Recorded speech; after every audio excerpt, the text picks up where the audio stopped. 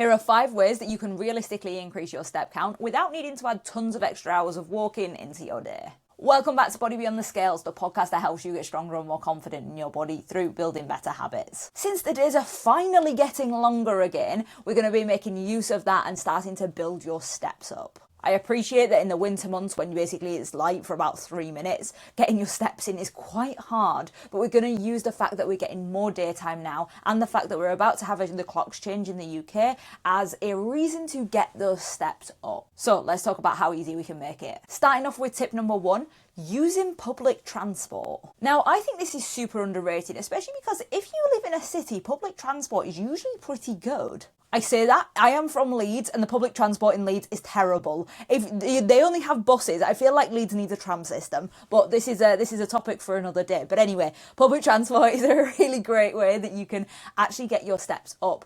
Because by proxy you end up walking to the bus stop, you end up walking to the tram stop, you can get off a stop earlier and walk the rest of the way if you want. You can adjust that routine very easily to get extra steps in. I know that for me, the tram is roughly a 20-minute walk from my house, which means I'll get in 1,500 to 2,500 steps just by walking to the tram. And you can use this at multiple points in a day. You can use this on a weekend when you're going out. You can use this if you are on your commute as you are going to work and coming back from work. That's almost a given on the number of steps that you're going to get. And if you don't like using public transport because you feel like it's just dead time, one thing that I would recommend doing is reading on public transport. I used to think like, oh, I'll just sit and scroll on my phone and like that's it.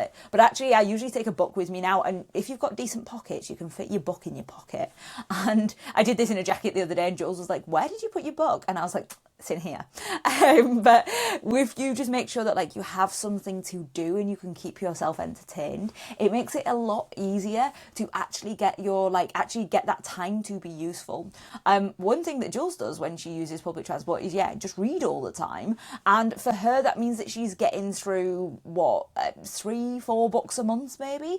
Like she's a fast reader anyway, but like it just means that there's that extra opportunity and that time in your day where you are just doing nothing. It also really helps you to decompress from work. If you're using it as you travel to and from work, it's a lot easier to decompress if you're actually doing something non-work related. And if you've read any good books lately, let me know in the comments. I'm always looking for new book recommendations, whether it's fiction or non-fiction. Let me know if you've read anything good recently. Now, way number 2 is going to be about realistically habit stacking.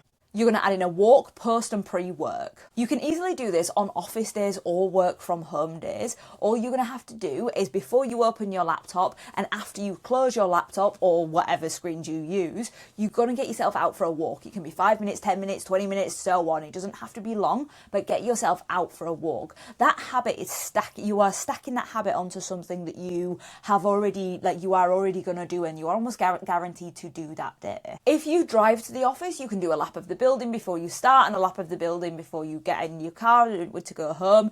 If you are someone who drives for work and you drive to destination, stop and then get back out of the car and do whatever, you could also go and do a little lap of the area before you get back into your car. Walk back to your car the long way round. This has a few benefits, but the main one is that you're going to be experiencing sunlight.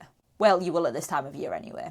But that's going to help you improve your circadian rhythm because your body's going to be able to clock what time of day it is as the sun hits your face, and then therefore you are going to get better quality sleep in. It's also going to just give you that little bit of movement that was so easy to do that you would have basically not noticed yourself doing it. And it's also going to give you some time to decompress post-drive / pre-work and then post-work as well. That's a really useful thing to do because we often then end up pent up with stress from the day, just moving from one stressful activity to another stressful activity. Driving, whether you enjoy it or not, does have a lot of stress to it and a lot of concentration is needed. So if you are driving to and from work, just having that walk, and possibly either side of the drive as well, is really useful just to decompress. And as a little bit of a bonus tip here, I'd recommend doing it without headphones in, without listening to a podcast, just so that, again, you can let those thoughts kind of run free and just process through what's happened, especially at the end of the day. You might find that you want to have the headphones in on a morning if you're going for a pre-work walk, and then, that might help you just,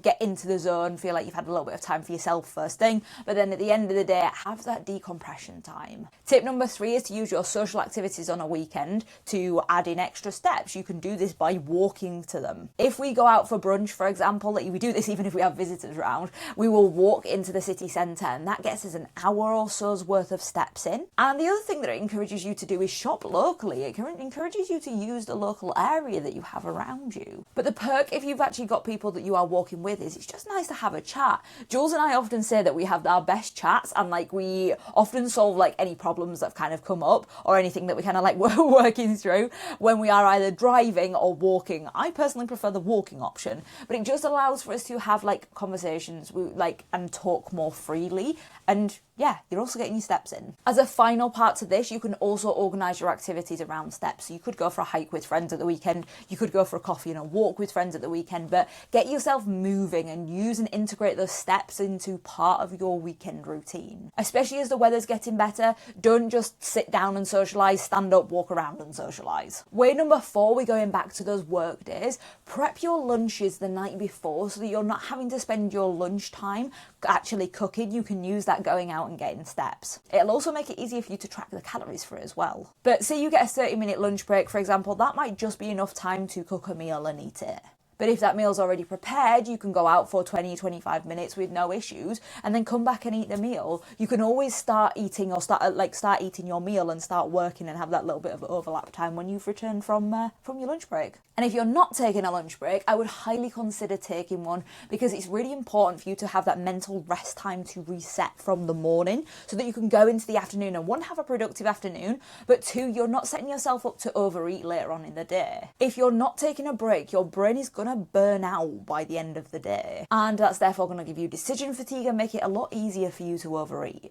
So if you are someone that's overeating on an evening, pre-preparing that lunch and then having that lunch break, or just taking that lunch break full stop, is going to be really important.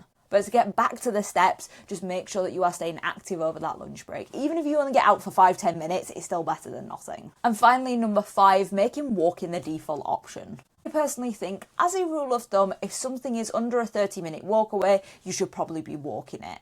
Now, I appreciate there are different time pressures and constraints on people and activities, but if you are able to walk there and it's going to take you less than 30 minutes, why not walk it? I rarely use my car these days. We use it when we go do the big shop and when we go travelling like around the country to see my parents, to see Jules' parents, to go on holiday or whatever. But we rarely use the car because it is just so much easier to travel around like by foot, by public transport, and get some steps in by proxy. I recently posted a video asking what do people consider to be walking distance, and there was a huge spectrum of answers, which was really interesting. But I think the biggest takeaway for me was that it is actually doable, and most people can get out for half an hour and they can walk something that's like half an hour away without really any issues. So if you make walking the default option, you're far more likely to do it. That's not me saying never use your car again, but if in your head you are going to be walking places, especially if you're only going and picking things up, then like a couple of things from the shop, for example, or you are going to go out for brunch or go out to the pub, walk there. Use that as a time to just get outside and enjoy the outside. So if you have found this useful, let me know in the comments which one of these tips are you going to be implementing first, and make sure that you hit that subscribe or follow button so that you never miss another episode of Body Beyond the Scales. Thanks for listening, and I will catch you in the next one.